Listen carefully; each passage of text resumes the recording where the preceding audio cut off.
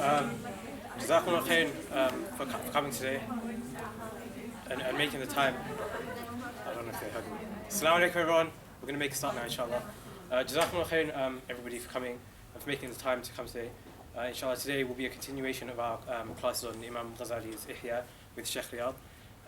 Last week, I think we just started and made an introduction on started reading the book of Sincerity and things like that. So today will be, inshallah, we'll take a deeper look into it. And with that said, I'll just pass it on to Sheikh Riyad.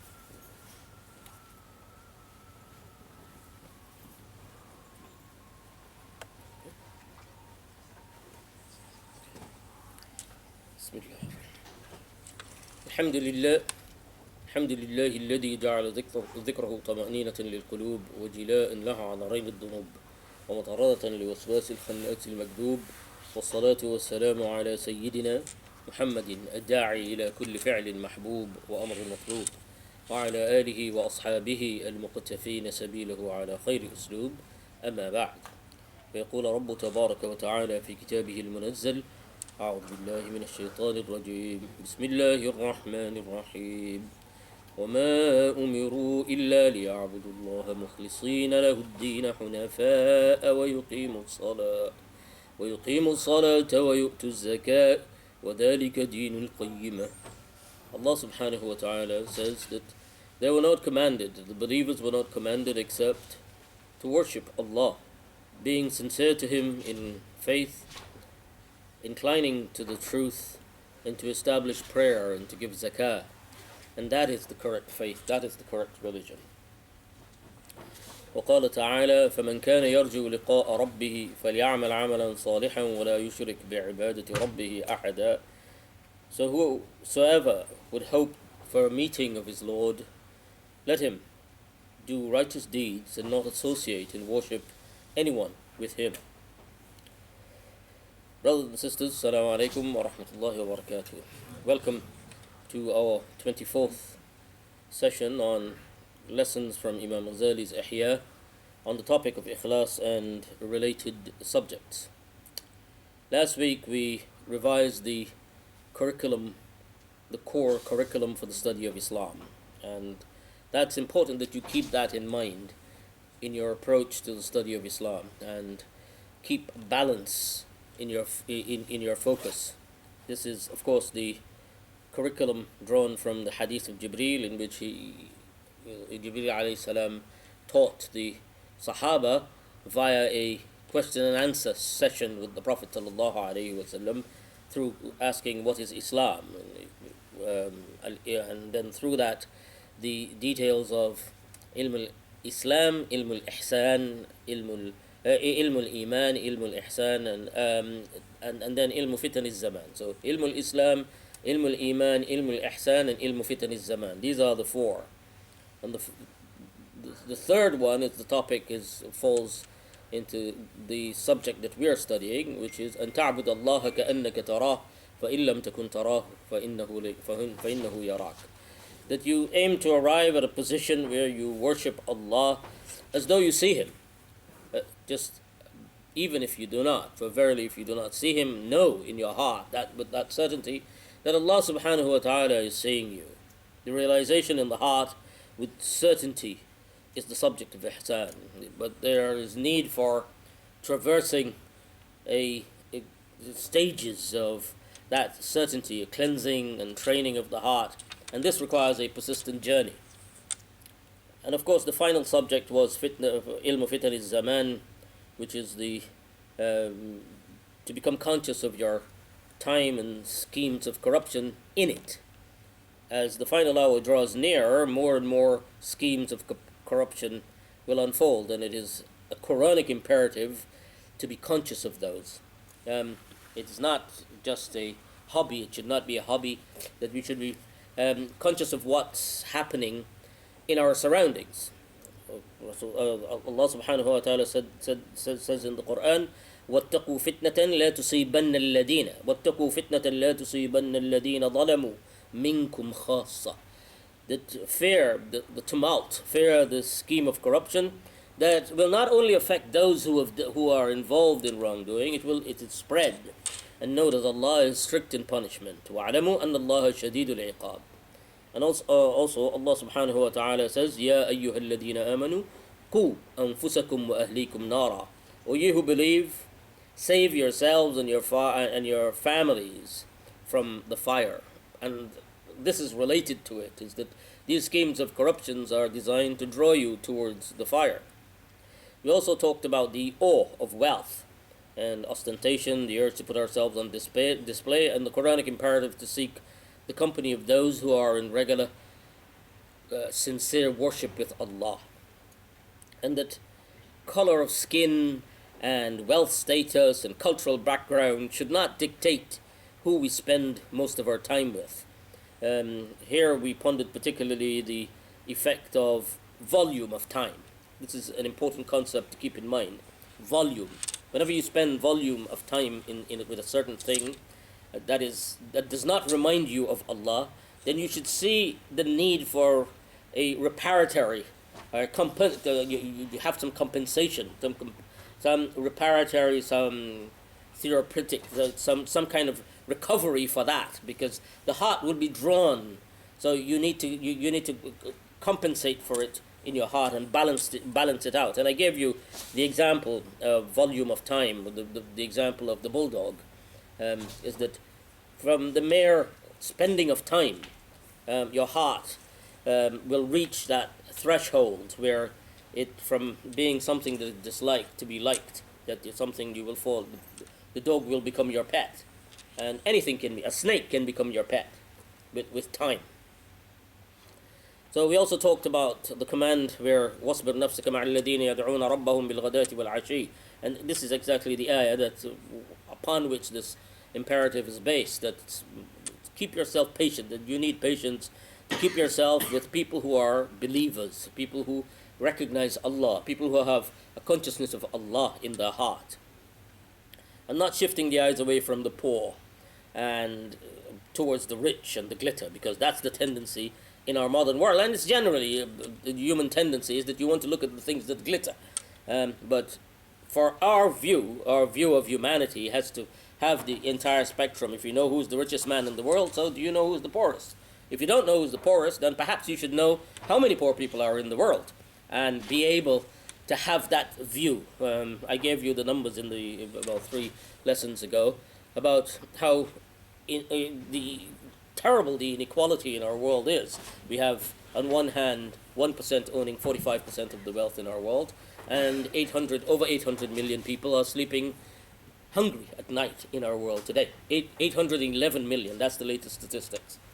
So, and it's not that our world does not have the resources to feed people, or it's a question of will. It's a question of that view of humanity, of one that has compassion for all of Allah's creatures. Because if you implement zakat, if zakat was implemented on the wealth of the world at the current rate, we would be able to eradicate poverty at the rate that it is now 85 times over. That is how much? Because $463 trillion is the aggregate wealth that people have. Well, that was in 2021. If you do the zakat at 2.5% of that, it will become 11 trillion. 11 trillion will come out, and with 11 trillion, you can eradicate poverty in the world 85 times over than what it actually is. So that view of humanity, of having a view that inequality is not good, and when wealth is concentrated in one area, we should see that as a problem and not admire it. And that's the problem. It's the admiration in the heart that then we should see it as a problem and to be dealt with. If that can be kept, if that thought of something being problematic in the heart, then it will reduce the urge to want to emulate and to ostentate and to copy and to be like that. We also talked about the taqwa should be the only criterion for choosing whom we spend our time with. Reinforced, of course, by the advice of the Prophet sallallahu alaihi wasallam, الرجل على دين خليله فلينظر من يخالل. The person will be on the religion of the company he keeps. And by company here, But Khalil, khallala yukhallilu means to do this. When I put one finger into, so people who you have close as your bosom friends and your buddies, those are the ones you have to be careful of. And volume of time, how long you spend. And we also added to the discussion on eyes. We added two things. The first was the notion of proximity. That the eye is it provides proximity to things in the world. And it also, in this context, it provides proximity to adultery and fornication. And Allah uses that. He gives you the idea of this proximity when in the Quran, when He warns about zina, when He warns about fornication, He says, وَلَا تَقْرَبُوا الزِّنَا. Do not go to the proximities of zina. Don't go close to zina, because that's proximity. Don't come near to it. And therefore, the eye, as an arrow of shaitan, is a pathway to zina, and avoiding that proximity is of utmost importance. The other point that we added to eye was the discussion on the concept of treachery. We are well aware, as we in our history, of the fact that treachery causes utter devastation. The catastrophe that can come from the communities can suffer from the betrayal of a traitor from within. That's known, and I gave you the example of Ibn al-Alqami and his treachery, and there are many instances you can find in history of the devastation that it caused. Treachery and from within is something that devastates. So, by extension, it is important to note that Allah subhanahu wa ta'ala uses the same word, the same term for the eye. He says, يَعْلَمُ خَائِنَةَ الْأَعْيُنِ وَمَا تُخْفِي الصُّدُورِ, that He knows the treachery of the eye, and that should bring home paying attention to the fact that treachery causes such devastation in communities. That is outside, and Allah is using that same word to describe the deceit of the eye as treachery. He's using kha'inat al-a'yun. So the destruction, the devastation that causes to the person and then to society at large. Now, if we come back to also fitan al-zaman, if one ponders the rise of image, and this is also linked to the eye. If we look at image and video technology on the internet, which is relatively new phenomena, only 20 years ago, people didn't know anything about it. Well, 25 years ago, I remember when I first came to Oxford, we were introduced to email for the first time, and it was fascinating. But the industry developed images and video technology, and this is largely driven by the pornography industry. They are the ones who pushed these technologies, and that rise. There's a correlation between the availability of pornography and the rise of large-scale fitan and tribulations in Muslim lands. If you look at the graph, you will see both. There is a problem there. There is a correlation, and now I'm not saying that one caused the other, but we should worry about this, that maybe it is. Because there's a tremendous shift in attitudes towards this kind of thing globally, even here in the West. When I came here in the 1990s, these type of filthy magazines were kept on the top shelves in newsagents in cellophane, blocked out cellophans. You couldn't see anything like this. It was all so that if young people came in, they wouldn't find it. Now ponder this. I want to show you how society has just changed, and not recognizing the problem.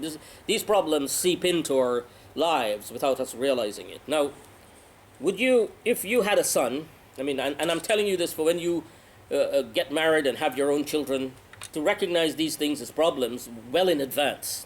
Here is an example that would you leave your 10-year-old boy, a son, in a room where there's a pornographic magazine on the table in front of him, alone? Would you leave him with that? All he has to do is turn the page to see the pictures. Now, no parent would, in their right mind, would do such a thing. But now, how about the similar situation? How about the situation where the boy does not have to exert as much energy as turning a page? All he has to do is touch something. The situation of a young boy in his room, on his own, with a mobile, connected to the internet is exactly the same as that sitting in front on a table with a magazine. That is the same. It is this type of negligence of irresponsible parenthood. We're living at a time when people are not realizing the dangers that happens, and it leads to extreme treachery, because that is what extreme treachery is for the eye. Is extreme treachery happens through that, and sometimes you don't even intend to do that, but it's flashed into your face, and then it leaves a mark. It damages your heart, it damages your eyes, your ear, it damages your brain. Literally so. I mean, I can tell you that. I can show you studies from cognitive science that shows that it damages your brain. It rewires your brain. So,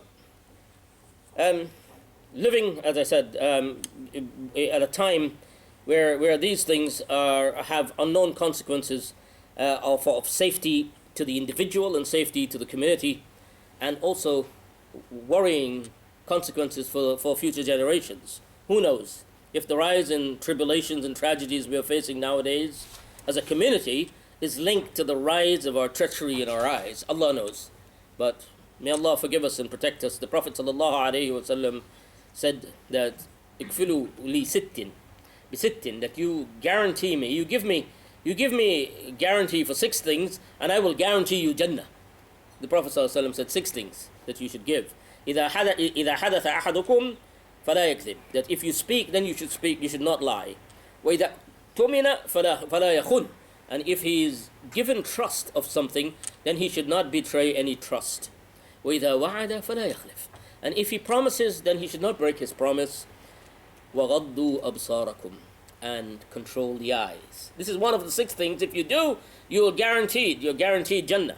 And وَكُفُّوا أَيْدِيَكُمْ, and control your hands from going after things, so taking things that does not belong to you. وَاحْفَظُوا فُرُوجَكُمْ, and protect your private parts. In other words,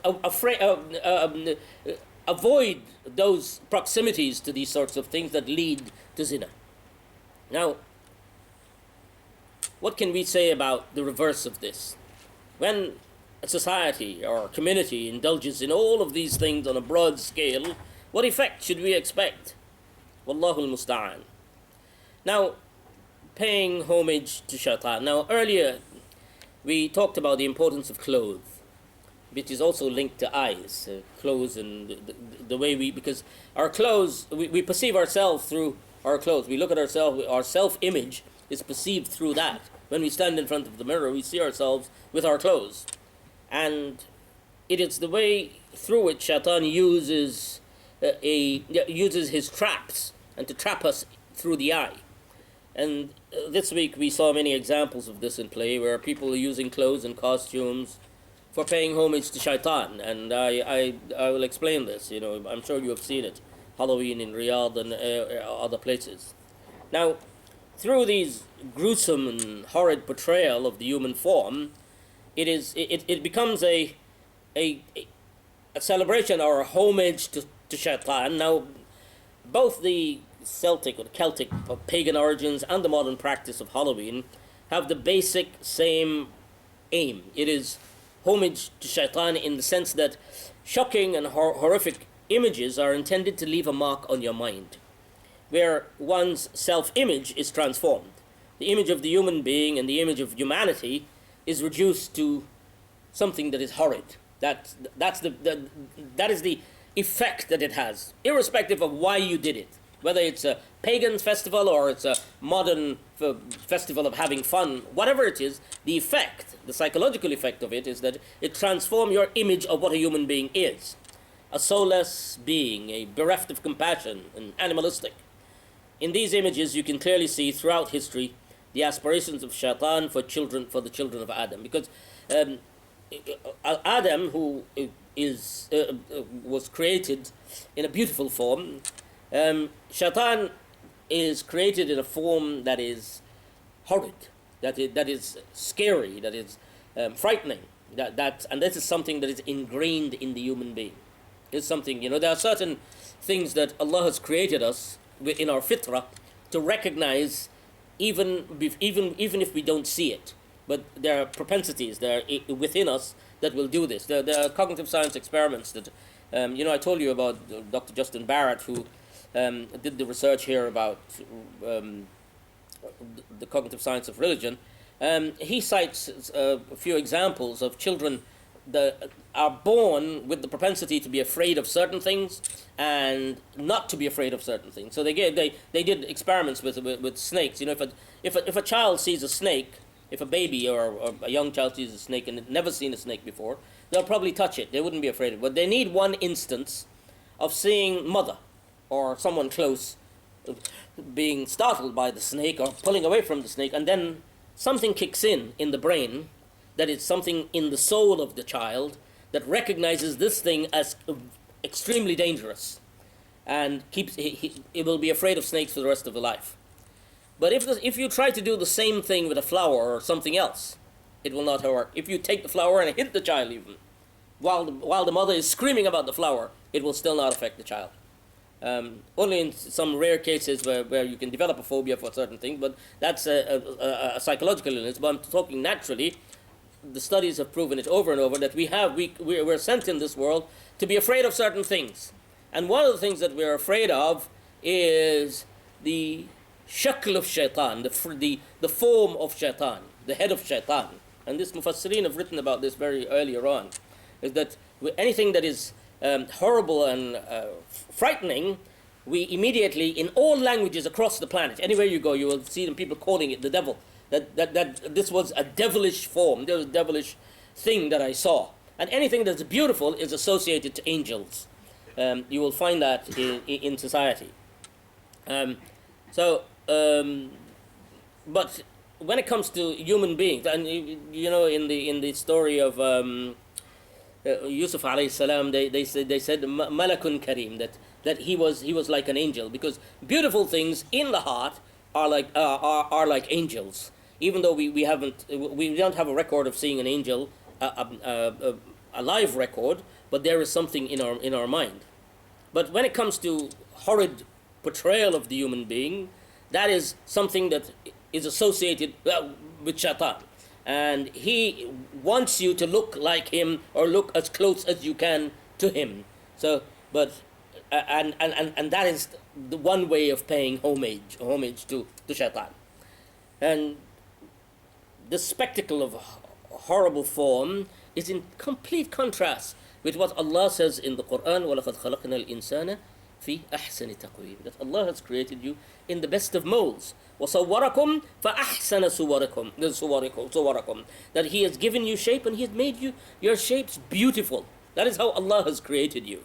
So horrid features belong to shaitan, as we are told in the Quran in the comparison with Jahannam, where in the spectacle of hell, with shajarat al-zaqqum, there's a tree in Jahannam which Allah compares to the head of shaitan in there, and in that you could see that there is the idea of horrid portrayal of shaitan. طَلْعُهَا كَأَنَّهَا رُوسٌ, that this tree of zaqqum in Jahannam will have the shape of shaitan. So horrid shape is embedded. In the tafsir of this, the scholars have made it, said it clear. They say, يعني الشيطان بأعيانهم شبهها برؤوسهم لقبحهم. Because of their horrid nature, this comparison is made.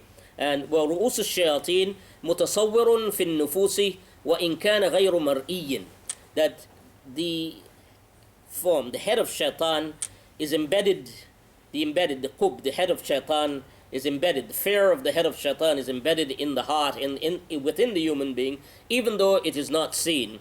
وَمِنْ ذَلِكَ قَوْلِهِمْ فِي كُلِّ, that anything that is qabih, anything that is horrid and horrific is usually described as shaitan. وَلِكُلِّ سُورَةٍ حَسَنَةٍ هِيَ كَسُورَةِ مَلَكٍ, and every beautiful thing is like the picture of an angel. ومنه قوله تعالى وما هذا بشرا إلا وما هذا بشرا, that this is not a human being, in هذا إلا ملك كريم, in the story of, because the tashbih, the comparison is always towards beautiful things. This is the opinion of Ibn Abbas radiallahu anhu. And sadly this week we've seen Muslims blindly following in the footsteps of this in Riyad. And of course this is sign of the time, sign of Qiyamah, sign of fitan zaman. This is one of the fitan of our zaman, of time. وصدق رسول الله صلى الله عليه وسلم when he said that barakallahu fi shamina wa barakallahu fi yamanina, that may Allah give barakah in our Sham, and somebody said, well, what about Najd, which is the same place where we are seeing all these shaitani features being portrayed. And of the things he said, هناك زلزال وفتن, he said وبها يطلع قرن الشيطان, and there you will see the horns of shaitan are coming, where Riyad is today. وصدق رسول الله صلى الله عليه وسلم. Now, we also read the muqaddimah of the book last week, well, parts of it, and I spoke to you about the metaphor of vanguard in battle formations, and that given that this is a battle with shaitan, we need our endeavors to be connected to Allah and be favored with divine help, which is what Imam Ghazali seeks in the muqaddimah by stating the basmala, the hamdala, salat ala nabi sallallahu alayhi wasallam, and ending with a series of questions. Now, such as how can one make intention when one is oblivious to the true nature of intention? Likewise with sincerity and truthfulness. But there was a portion of the muqaddimah that I didn't read last week, and so today I'd like to read it for completeness, and then move on to the true nature of intention, inshallah. So this was the bit that I didn't read. فقد انكشف لأرباب القلوب ببصيرة الإيمان وأنوار القرآن, that it has been revealed to أرباب القلوب. Arbab are people of sound understanding, people who have been gifted with insight, with perspicacity to understand things. They have been given the Arbab al-Qulub, people with live, people with hearts that are littered. ببصيرة الإيمان, with the view, with the eye of Iman, and Nurul Quran. To see something, you need two things. You need eye and you need light. So the eye is the heart, and the Nur is from the Quran. So these are the two things from which they have gotten what they have got. He said, لا وصول إلى السعادة إلا بالعلم والعبادة. That there is no arrival to true happiness except with guidance in knowledge and actions. Guiding knowledge and good deeds. فالناس كلهم, and then he does a appraisal of humanity, of all of humanity, and he quotes Sa'al ibn Abdullah, one of the great scholars, description of this appraisal, and to show you the importance of the edifice of efforts that rests upon the need for ikhlas. So he's saying فَالنَّاسُ كُلُّهُمْ هَلْكَ إِلَّا الْعَالِمِينَ, that the people are all on the precipice of destruction. They're all given to destruction. They're all about to fall into destruction. Everyone is on a precipice of destruction, except those who have access to this knowledge. Which knowledge? Alimin, those who know. وَالْعَالِمُونَ, and those who know, كُلُّهُمْ هَلْكَ إِلَّا الْعَامِلِينَ, and those who know are also all on the precipice of destruction, except those who act upon their knowledge of what they know.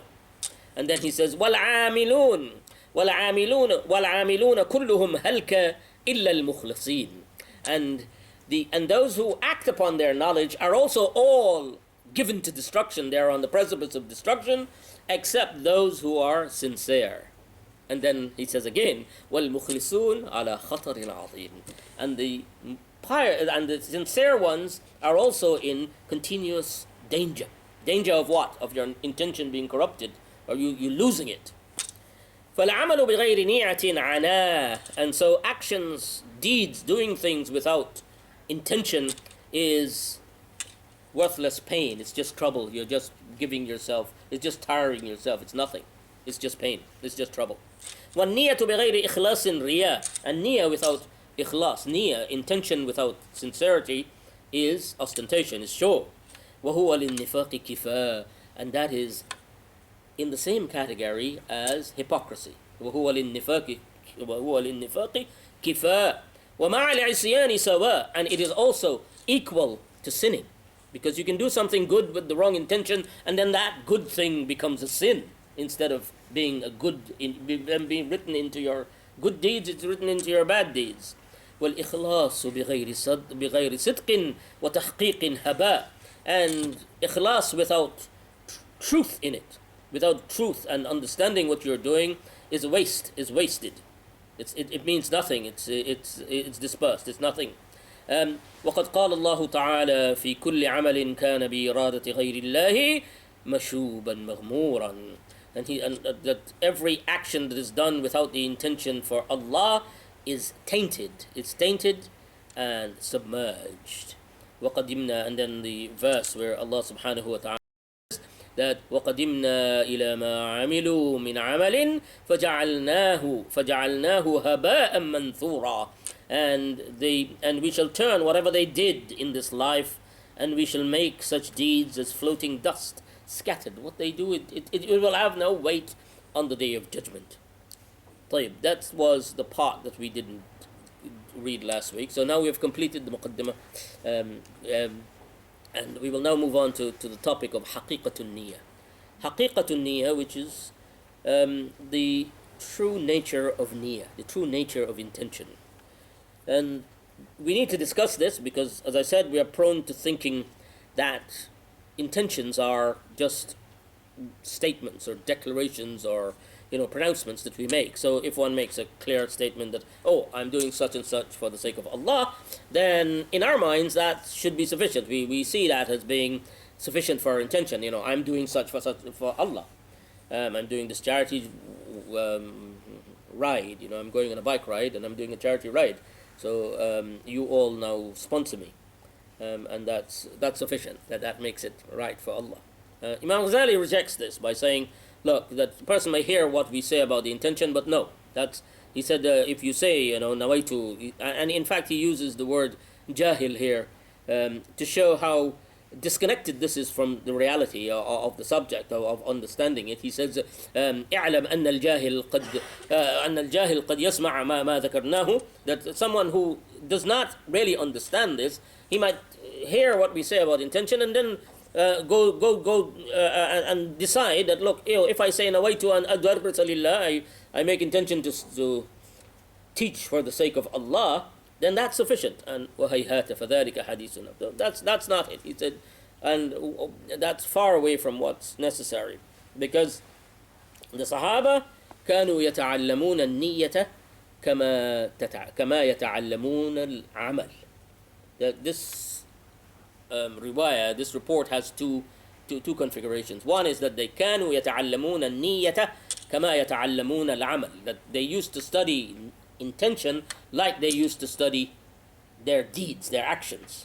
But another reading of it is كانوا يتعلمون النية كما تتعلمون العمل, that they used to study niyyah as you do learn about actions. So in other words, the focus, the emphasis that you are putting on learning how to do things, the details of it, that same effort they used to put into actions, into learning niyyah. So now, if niyyah or intention is not statements on our tongue and it's not scripts in the mind, then what is niyyah? What is the true nature of niyyah?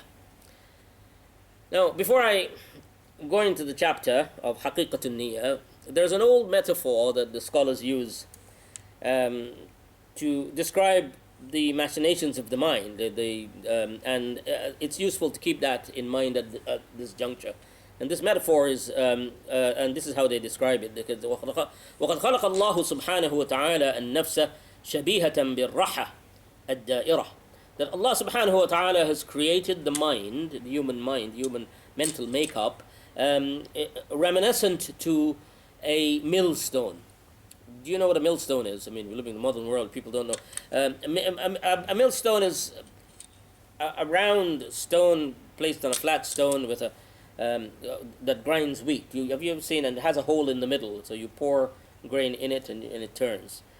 So what he says, the metaphor is that the mind is like that. It's grinding, right? It's a raha التي لا تسكن ولا بد لها من شيء تطحنه. That it's a perpetual milling, a perpetual mill, a grinding stone for wheat, like for wheat, that does not stop. It has to grind something all the time. And it's that's the example of the human mind. فإن وضع فيها حبة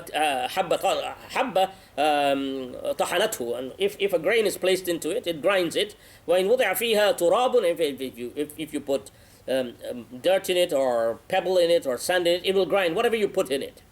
فالأفكار والخواطر التي تجول في النفس, so ideas and thoughts that flow in the mind, these are بمنزلة الحب, they are in the position of grains in the mill. They go into the mill. بمنزلة الحب الذي يوضع في الرحى, that is placed into the mill. ولا تبقى تلك الرحى معطلة قط, and that this mill does not ever stop. It continues, it grinds continuously. ولا بد لها من شيء يوضع فيها, and it needs something in it all the time. فمن الناس, so there are of people, من تطحن رحاه حبا, so there are people whose mill grinds the grain, فيخرج دقيقا, so and then comes out from it is flour. ينفع به نفسه وغيره, and then that flour benefits him and those and others. ولكن he's saying وأكثرهم يطحن رملا وحصى, that but most people are grinding sand and pebbles. يطحن رحم وتبنا and that ونحو ذلك. فإذا جاء وقت العجن والخبز, and when the time come for dough, for then what تبين حقيقة طحينه, then the true nature of what he is grounded comes out at the end of it. What you will produce, what the mind is producing. So thoughts and ideas in the minds are like grains dropped into the millstone. Now, this is similar to the methods to modern methods of cognitive science, where the habits of our mind are partially perceived to us only.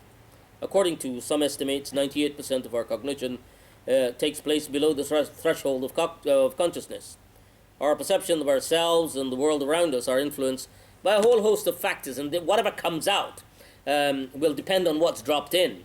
So our personalities, our attitudes, our motives, our experiences, our interests, our expectations, and of course our language, they all play a role, and the same the language we use for scripts.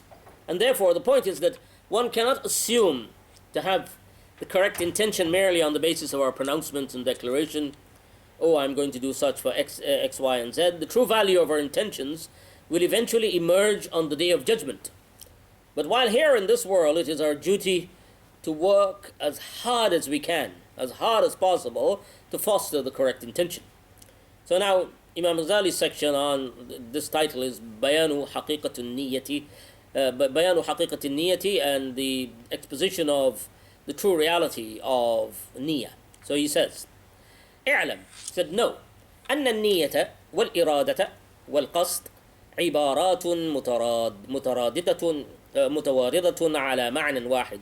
He said know that words such as niyyah, as intention, will, motive, they are all terms that are used for one meaning. وهي حالة وصفة للقلب. And all of these means that they're all descriptions of a condition in the heart. What is it? It's a condition in the heart, a state in the heart. Okay? يكتنفها أمران, that is surrounded by two things. That there are two things that are attached to it. So it's a state in the heart and attached by two things. علم وعمل. So it's surrounded by knowledge and by action. العلم يقدمه, that ilm precedes it. Ilm is in front, it comes first. لأنه أصله, because it is its root, that it's from that it comes out. والعمل يتبعه لأنه ثمرته وفرعه. And the action follows it, it's subsequent, because it is its fruit and its product.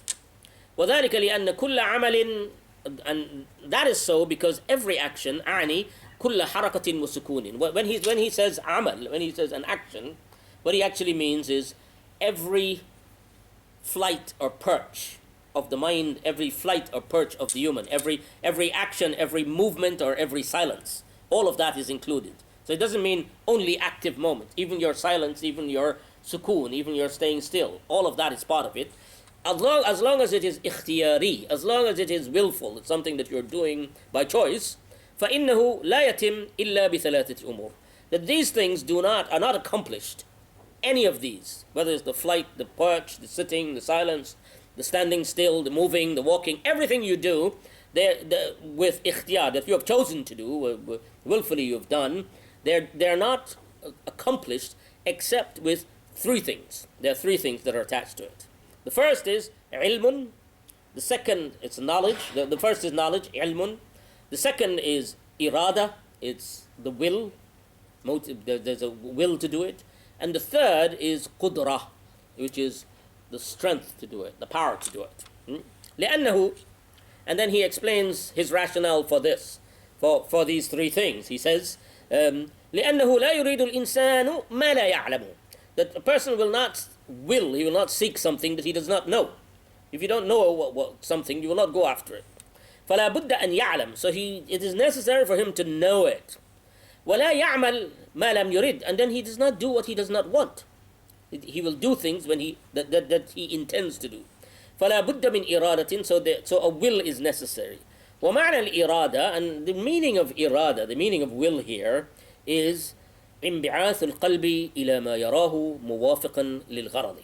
That it is the motivation in the heart, that stimulation in the heart towards that which a person perceives as agreeable or beneficial towards his interest, towards his purpose.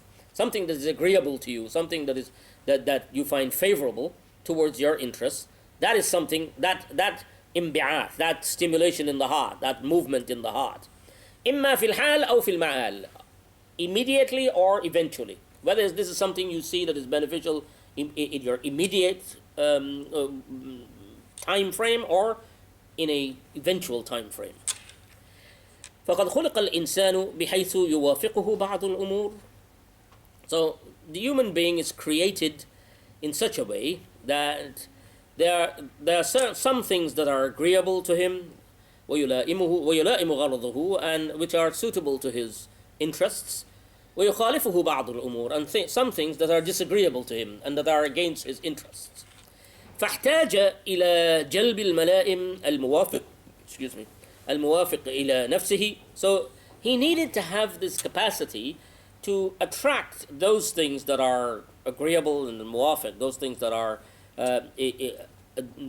supportive and that are favorable to himself, and dafa'in al-munafi, and things that are in conflict with him, things that are harmful, things that will repel him. So he needs something that will repel things that are harmful and things that are disagreeable to him and things that are against his interests. فافتقر بالضرورة إلى معرفة وإدراك للشيء المضر والنافع. So in order for him to have that capacity, he then is in need by necessity of knowledge. He has to have the knowledge. He has to have the ability to recognize things that are beneficial and things that are harmful.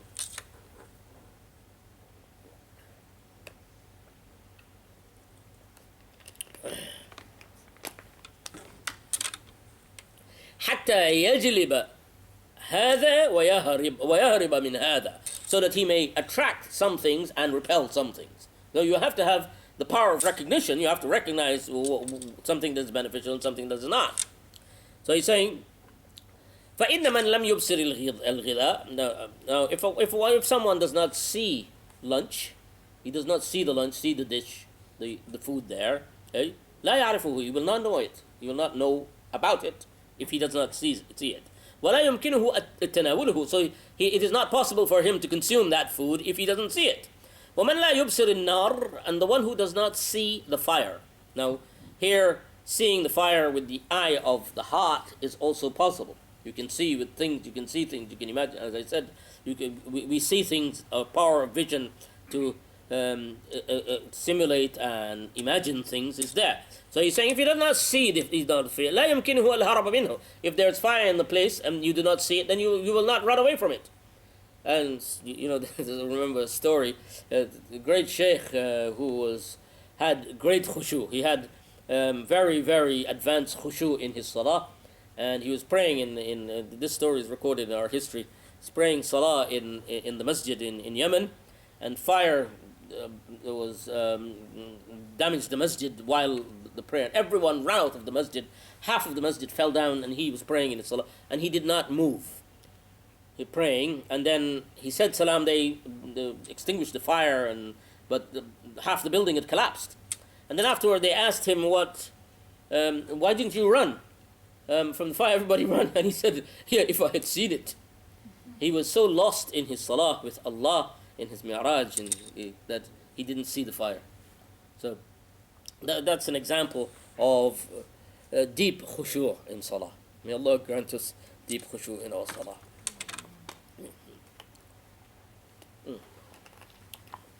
So yeah, anyway, so you're saying لا يمكن الهرب منها, that you will not be able to. فخلق الله تعالى الهداية والمعرفة. So Allah has created guidance and power of recognition and knowledge. وجعل لها أسبابا, and He has made this recognition. He's made for the recognition. He has created means to it. These means for guidance in the world, and those guidance, He says, وهي الحواس الظاهرة والباطنة. And He's given us the senses, our external senses. We have 5 senses, well, 5 basic senses. We have many more senses. But yeah, the 5 basic senses that we have, those are, through that, these are asbabs. These are means through which we learn about, we acquire those recognitions. And then He says, we have also batina, we have internal hawas, internal senses. And then He says, وَلَيْسَ ذَلِكَ مِنْ غَرَضِنَا, but that's not our topic here. That the internal senses. ثُمَّ, and then He says, ثُمَّ لَوْ أَبْصَرَ الْغِذَاء, but then again, if a person sees lunch, he sees the dish, وَأَنَّهُ مُوَافِقٌ لَهُ, and he knows that it's favorable to him, that this is good lunch, it's nice, it's a very beneficial lunch, it might be tasty, it might be, it might have all the calories, all the vitamins, everything that I need. لا يكفي ذلك, but that is not sufficient. Why? Why it's not sufficient? لا يكفي ذلك لتناول ما لم يمكن فيه الميل. That's not sufficient for him to eat the food, because ما لم يكن فيه ميل, as long as he does not have an inclination, a رغبة, a desire towards it, شهوة له والبعث. He has to have an appetite for it in order for him to have the food. That you seeing the food and knowing what's in the food is not sufficient, but there must be an inclination, an appetite to the food. Yeah. So he's saying وشهوة إذ المريض, and then he gives an example of people who are ill. When إذ المريض يرى الغذاء, that he sees the food. You know, an ill person, and you must have seen this in your own experience, where when your parents or someone is ill, they would see food and they would know all the good things about the food. وَيَعْلَمْ أَنَّهُ مُوَافِقٌ, and he knows that this is favorable, this is a good thing for me. وَلَكِنْ لَا يُمْكِنْ تَنَاوُلُهُ, but he cannot eat it because لَعَدَمِ الرَّغْبَةِ, because there is no appetite, no inclination towards it. So he's lost that part of it is not there. وَلِفَقْدِ الدَّاعِيَةِ الْمُحَرَّكَةِ إِلَيْهِ, so he does not have the motivation, the thing in it that moves you towards it. That there's something in you that moves you towards it, towards the thing. فَخَلَقَ اللَّهُ تَعَالَى لَهُ الْمَيْلَ وَالرَّغْبَ وَالْإِرَادَةِ. So Allah subhanahu wa ta'ala has, in addition to those other things, what are the other things that He's given you? The hawas, which is the senses, to acquire the knowledge that you need to recognize what is harmful or what is beneficial. But then He's also given you the capacity to have a inclination towards things, to have desire, to have appetite towards things. And he's explaining, he says, فَخَلَقَ اللَّهُ تَعَالَى لَهُ الْمَيْلَ وَالرَّغْبَةِ وَالْإِرَادَةِ وَأَعْنِي, and he said, what I actually mean here, وَأَعْنِي بِهِ نُزُوعًا. Now, this is a technical word, نُزُوعًا. It means a propensity, a predilection or a tendency towards something. So He creates that in you, في نفسه وتوجها, and also an orientation. You have to be orientated towards it in the mind. There's a mental orientation towards that thing, that where the appetite grows with the orientation towards it. ثم ذلك لا يكفي, and then he's saying, and even that is not sufficient. So he's going through the mechanics. These are the machinations of the mind through which you we are propelled towards doing something.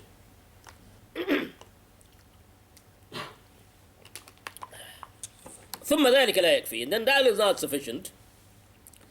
And then he raises a question here to bring home the point. He says, فكم من مشاهد طعاما راغبا فيه مريد تناوله عاجز عنه لكونه زمنا. He said that how many people you would find who sees food and they're keen to eat it, they have a desire for it, wants to eat it, مريد لتناوله عاجز عنه زمنا, but they are unable to eat it because of their incapacity, because they're paralyzed. So they cannot move. فخلقت له القدرة. So Allah has also created here another bounty. Allah has also created strength, power in the body to move towards things. والأعضاء, and He's created organs in the body المتحركة. He's created movable organs to move, to enact, to move towards the thing. والأعضاء المتحركة حتى لا يتم به التناول والعض لا يتحرك إلا بالقدرة. So he's saying that he's created the strength, he's created the organs that move, and so that the person can then move towards it. والعضو لا يتحرك إلا بالقدرة. So the moving organs cannot move without strength, which is also a gift. والقدرة تنتظر الداعي الباعث. And the strength is dependent on the motivation, the will inside. والداعية تنتظر العلم والمعرفة. And that motivation inside is dependent on the knowledge, on the understanding and recognition.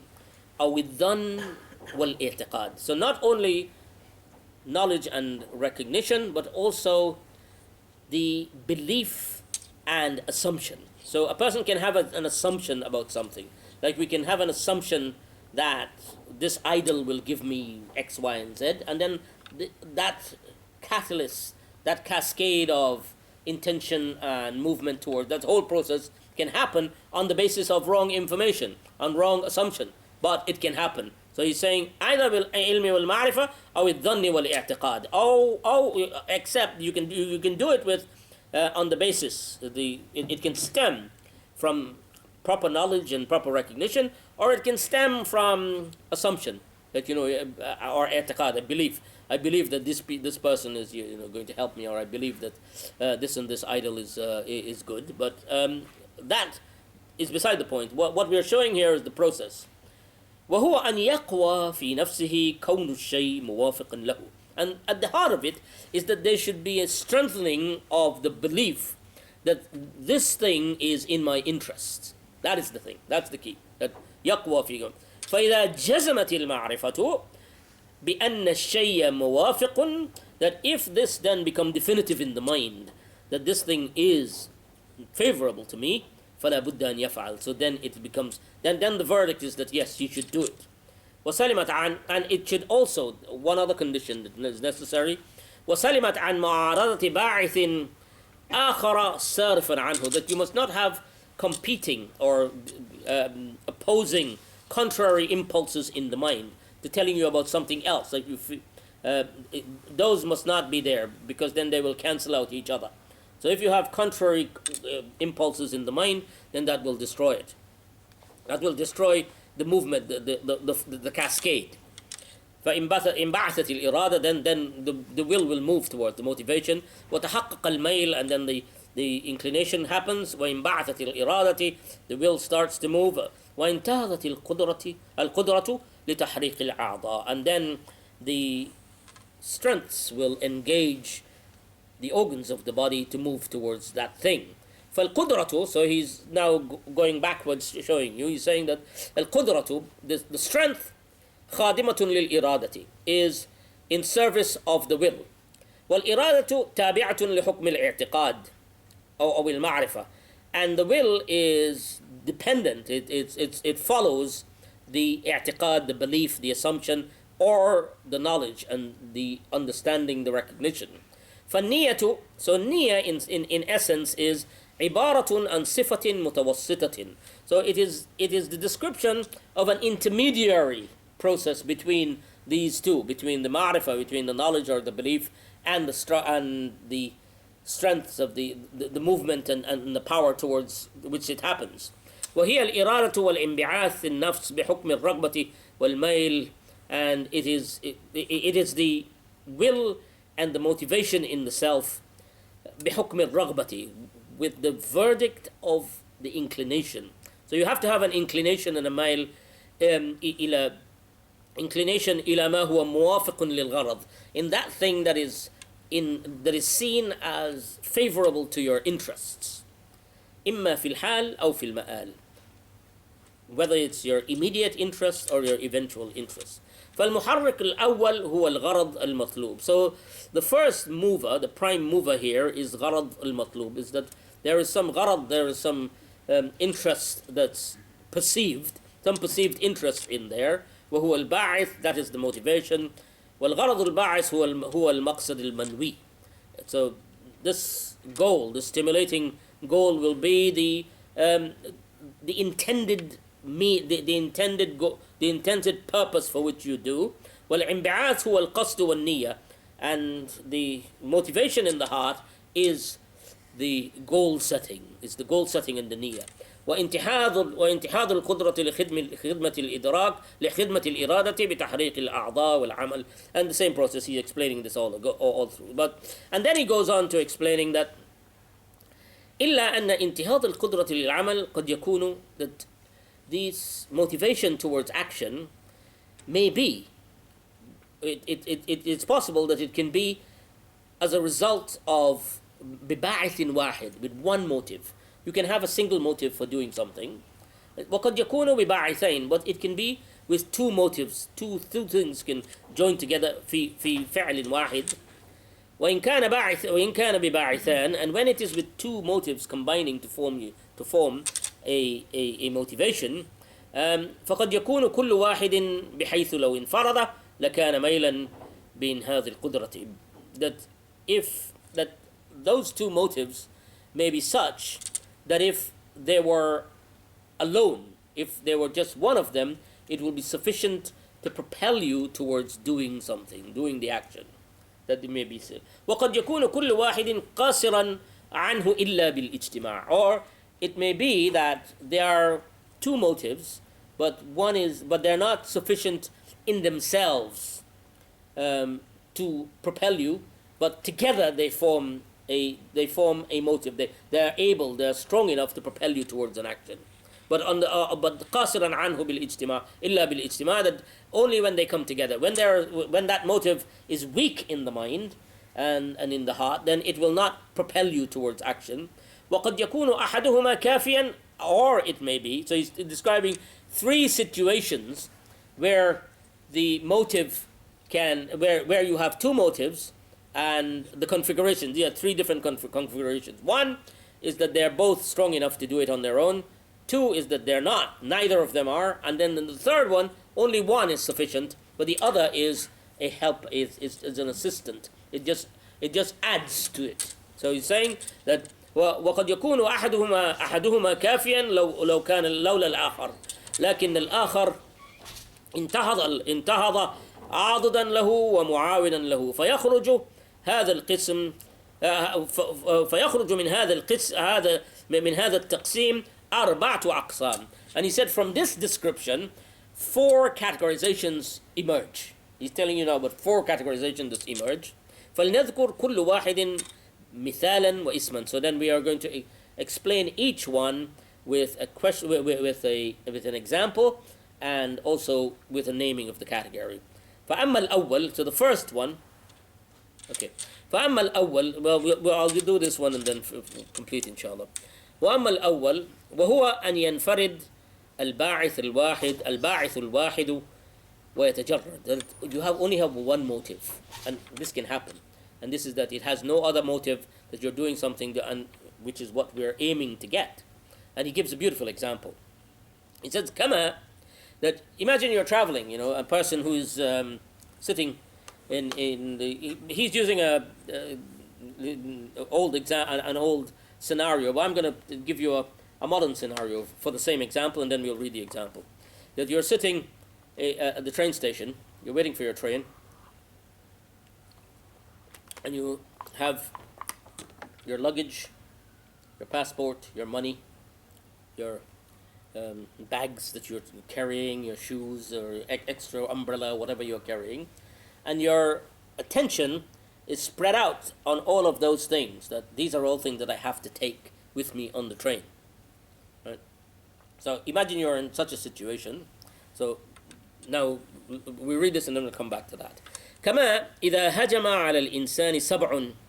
He said that imagine if a harmful animal attacks a person. Now you're sitting at the train station and a snake drops. Now what happens?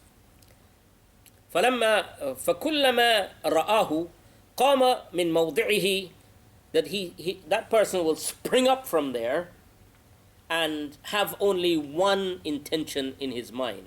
All the other concerns about the things that are around him, of protecting and staying near to them, will vanish. So he's saying قام من موضعه, that he will spring from his place. فَيَجْعَلَهُ إِلَّا غَرَضُ الْهَرَبِ مِنَ السَّبْعِ, that he will have nothing else, nothing else will bother him, he will have no bother in his mind other than running away from that animal, running away from the snake, or running away from a lion or something that has come to get him, some harmful animal, right? فَإِنَّهُ رَأَى السَّبْعَ وَعَرَفَهُ دَارٌ. So what happened? So he explained what was the process that led to this ikhlas, this one motive. What was the process? He said that he saw the animal and he recognized it as harmful. Right? That's the first. He recognized it. فَانْبَعَثَ فِيهِ فِي نَفْسِهِ إِلَى الْهَرَبِ. So then a motivation was formed in his mind, إِلَى الْهَرَبِ, to move from it. وَرَغِبَ فِيهِ, and he then فَإِنْتَاضَ الْقُدْرَةِ, and then the strength, the powers, the strength in his body engaged his limbs and his mechanisms that he's had بمقتضى الانبعاث, to follow that motive. فيقال نية الفرار من السبع لا نية له إلا في القيام. He does not have, so he's saying that his intention, فيقال نيته الفرار, his intention is escaping from the animal, escaping from that thing. الفرار من السبع لا نية له في القيام غيره. So he has no other intention whatsoever at that particular moment. That is a pure intention. وهذه هي النية, and this type of niyyah تسمى خالصة. This type of niyyah is known as khalis, as sincere, as completely pure. خالصة, something that is pure. ويسمى العمل, and the action that is associated with such intentions, they are known as ikhlas. This is what is ikhlas. So that person had ikhlas on that. بالإضافة إلى الغرض الباعث. He said, and of course it is ikhlas in relation to the intent, to the motivation that came with it. ومعناه أنه خلص عن مشارك غيره وممازجته. And what it means is that that when we say that this amal, this action is pure, it means it has been purified from all other adulterations, from all other interweaving thoughts and motives. Everything else has been purified. It's just one that comes out of it, and that is known as ikhlas. That was the example. I think we'll end here tonight, and inshallah he gives the other examples, and we'll go through them inshallah next week. But that's, I think, enough food for thought to going through it. And the key point to bear in mind is that niyyah is halatun fil qalb, halatun musifatun fil qalb, that it's a condition and a state in the heart. So whatever state, so that state of fright that develops, that's a state that produced that ikhlas. So that state of whatever state you're creating with ma'rifah, with knowing, with knowledge, then that will produce the proper intention. طيب, jazakumullah khairan. I think we should pray now, inshallah. Allah subhanahu wa ta'ala bless us with understanding and ikhlas, inshallah. اللهم أنت ربنا لا إله إلا أنت خلقتنا ونحن عبادك ونحن على عهدك ووعدك ما استطعنا نعوذ بك من شر ما صنعنا ونبوء لك بذنوبنا فاغفر لنا إنك أنت التواب الرحيم. Oh Allah, we've gathered here again in the hope that we may receive your grace and guidance. Do not turn us away empty-handed, we beg, O Allah. These young people have come here today in the rain, seeking knowledge of how to be sincere to you. They are asking about you, and you said, وَإِذَا سَأَلَكَ عِبَادِي عَنِّي فَإِنِّي قَرِيبٌ أُجِيبُ دَعْوَةَ الدَّاعِ إِذَا دَعَانِ. You say that when my servants ask you of me, tell them, I am near.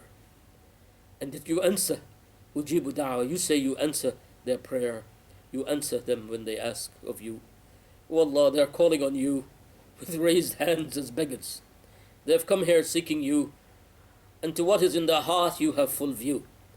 Pour upon them your mercy and guidance as you do with all those who turn sincerely to you. O Allah, today we ask you of forgiveness. O Allah, forgive us for our sins. O Allah, forgive us for our negligence. And guide us, guide our hearts, O Allah. Remove the clutter, remove the worldly clutter from our hearts and fill it with your love, fill it with sincerity, and fill it with guidance, O Allah. سبحان ربك رب العزة عما يصفون وسلام على المرسلين والحمد لله رب العالمين.